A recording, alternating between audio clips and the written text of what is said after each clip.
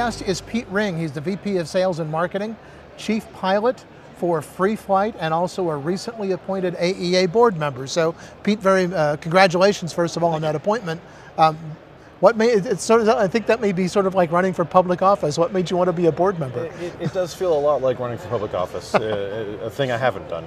But I've been in the industry now for about 10 years, and I've met a lot of people and met a lot of great folks, and I saw this as an opportunity to sort of be that voice for a lot of the people that I hear. And with the travel that I do across the world, speaking with people in the industry, and also my proximity to the higher ups of the board, I thought it was a good opportunity to sort of be that liaison from the voice in the field to those folks internally, so that we can, find out what it's really going to take to help all of us, the shops, the manufacturers, and the organization get to the next level and find the new blood and be successful together. We'll take it from somebody who has run for public office. You've got a great elevator speech. That's a good one if you ever wanted to.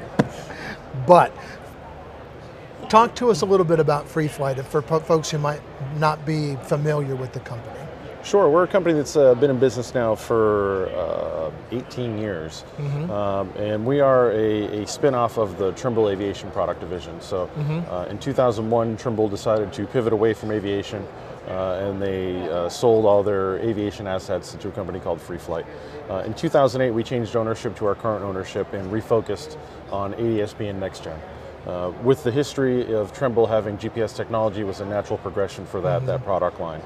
And we've designed and developed, we've been the first on many cases with 978 UAT certifications, with our radar altimeter systems, and most recently with SBAS GNSS systems for heavy aircraft. So we have solutions that will cover everything from a Cessna 172 up to 747s and rotorcraft and everything in between.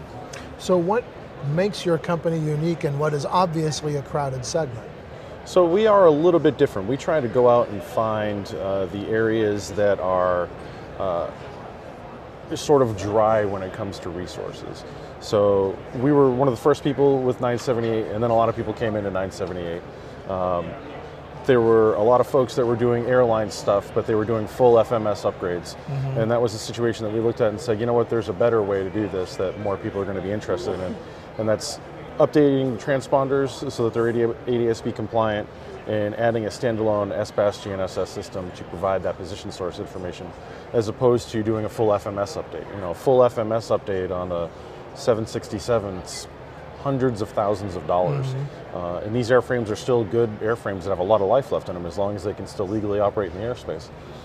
So we found a way to do that, and we're in the process now of equipping a U.S. fleet, their main line of about 386 aircraft, and it's everything from A300s up through 777s that they have on their fleet.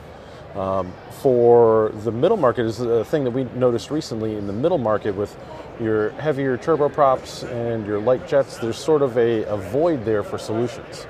There's a lot of stuff for the light GA guys, and there's those heavy-duty complex solutions for the heavy jet guys. So for this show, one of the things that we announced was our Avail performance package. This is specifically focused at King Airs and twin turboprop aircraft such as the 425 and the 441s from Cessna. And this is a dual transponder system, ADS-B in, ADS-B out. It has a wireless interface to a tablet in the cockpit, which a lot of these folks are flying with anyways. And it's all controlled via a single control head, which is a very compact control head. And if you've ever been in one of those cockpits, real estate is a premium. So being able to have one control head that can do it all for you is an ideal solution. And also getting to the right price point is also important. So with this this package, dual transponders, like I said, ADS-B in, ADS-B out, you're looking at a $17,000 price point for equipment. Plus installation, that's going to be an industry-leading price point in that market segment, which again is by and large left untouched. So let's talk about that a little bit more in depth, because it sounds like there may have been some specific considerations that were unique to that twin turboprop market. Is that what you found, and how did you address those challenges? So there's really two types of buyers or aircraft in that market segment. There's the aircraft that have full glass panels and beautiful EFA systems, and their natural progression is to upgrade the systems that are on board. And those are usually the aircraft that the owners have the money to do that, and those can be very costly upgrades. But there's a lot of these older aircraft, because they've been producing these aircraft for a few decades now, sure, that are working aircraft. They're out there, they're making revenue, they're providing services.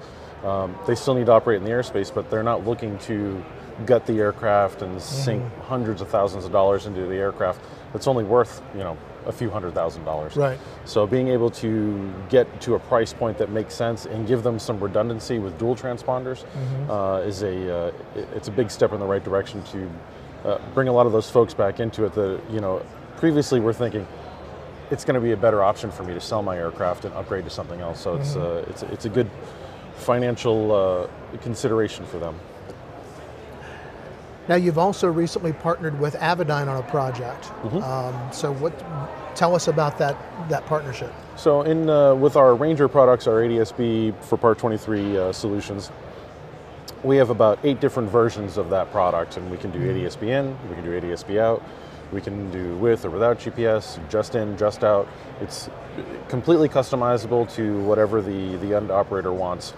And Avidyne has their IFD series of panel mount displays that they were providing an ADS-B in service to, and they were on the market for a new vendor, and we were in the right place at the right time and able to get in there and partner with them. So you've got, in my opinion, one of the best NavCom systems on the market, paired with what, you know, obviously I have a biased opinion, but I think one of the best ADS-B services on the market also. And then you come down into the real GA airplanes, the ones that the guys are going out there flying maybe 100 hours a year. And you mentioned something interesting about the twin turboprops, in that a lot of the working airplanes might have been worth almost less than the cost of upgrading. Yep. Is that something you see in the weekend pilot segment as well, and how do you address that? It's something you do see it, and it's threatened more than we see it, especially at some of the shows that we go to, where you have conversations with owners that, you know, threaten to sell their aircraft. And the reality is some of these people will. It's not a wise decision, because you're going to lose value on the fact that you're selling it without the upgrade, with it still needing the upgrade. So that's the new owner's responsibility. But a lot of these aircraft, they still have plenty of hull time on them. You know, the engines are good, props are good. Rest of the avionics are decent for what those aircraft are doing. It's just being able to meet the requirements so that they can continue to operate in the airspace. So what are your solutions in that spectrum? That's our Ranger 978 series. And like I said, we've got about 8 different versions of it that range in price and range in features based off of what they want. But as a minimum requirement, everything that we sell is TSO'd, mandate compliant equipment, including the GPSs that are on board. And we will work with a long list of panel mount displays and an even longer list of EFB applications on the tablets in the cockpit, such as Freeflight and WingX. And for our business partners, we even work with Jepson Mobile to provide services under their application as well. What do you see as being kind of the next thing that's going to be happening in this realm? I mean, ADS-B is obviously almost a mature technology at this point. What's on the horizon, do you think, as far as making cockpits safer, more pilot friendly, easier to fly an airplane? You know, that's the #1 question I've had discussed this week here at the show, and that's a really good question. There are a bunch of different ways that this can go from here. At a bare minimum, I think it's going to include additional data link services, whether that's a CPDLC type system, like similar to what they have in Europe, or if it's a voice datacom system on board the aircraft so that we have better communications when we're flying. It's going to be interesting to see what the next decade of technological evolution is going to be. At a minimum, it's most obviously going to involve data link systems. So anybody that's doing data link, whether it's in-flight Wi-Fi, ATC communications, anything along those lines, there's going to be big business for those providers. Do you see a niche for a company like Freeflight in the unmanned industry? So that's another good, interesting point there, and we have done some market research and some product development in that way. We kind of have We just moved offices, but our old office we had which essentially was a glorified closet way in the back, which was our Black Ops Skunk Works type operation that we had in the back there. And a lot of the stuff that we did back there is all UAV type solutions, and I think there are a lot of jurisdictions around the world that are a little bit more open to it than the U.S. is right now. We have the technology, and our technology is scalable into that marketplace for a lot of the things that we do. But we're taking a more reserved approach right now and waiting to see how the regulations mature here in the United States in order to get to that next level of sophistication. But it would seem to me that if UAVs are going to be integrated into the national airspace, which is coming at some point, we don't know when yet, but we know it's going to happen, that they're going to have to be able to talk to the weekend pilot airplanes, and that's got to look the same on your cockpit display as the 747 does. I think that's where that technology may find a convergence. And I'd agree with that, and we have the ability to do that. The other thing that we're looking at is, as soon as, it's the Wild West right now in the UAV world here in the United States. As soon as you have an incident with a UAV here in the United States, whether it's, involving a manned aircraft, or it's crashed into something it's not supposed to crash into, and it's caused damage to a person or something else, we're going to see that wave of regulation that's going to come in and start setting those guidelines. One of the things I think we're going to start to see also is approved UAV airways. And I think having those segregated, it's something we see today with Class B airspace. You'll get VFR corridors through there. You'll start to see something similar, I believe, that'll bring that down for the UAV marketplace. And we have technologies in our portfolio right now where we can actually go out and we can designate certain areas and basically make your highway in the skies as far as the computer chip on board is, so that it can see where the approved airways are for it to fly. So that's, like I said, it's the Wild West right now, but sometimes the Wild West can be fun. There's a lot of opportunity for innovation, and it depends on which way the regulation spins on it.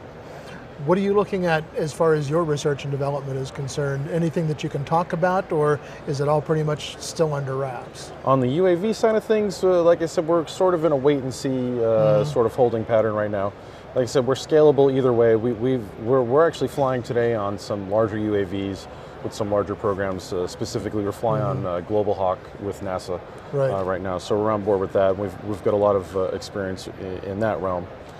For us, for the foreseeable future, a big piece is adding some features and functionality into that Part 25 marketplace.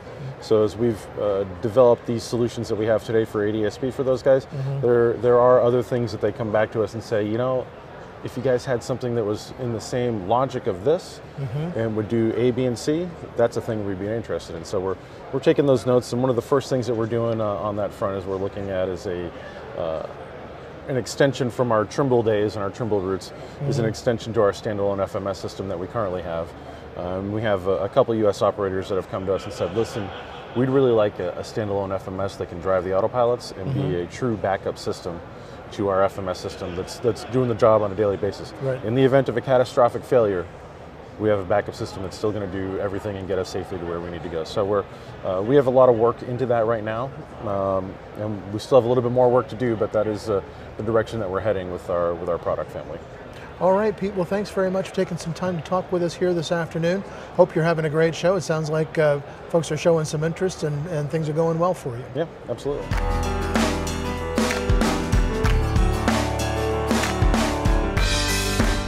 Aero-News Network's coverage of the 61st Annual AEA International Convention and Trade Show, live from Las Vegas, is brought to you in part by the following sponsors.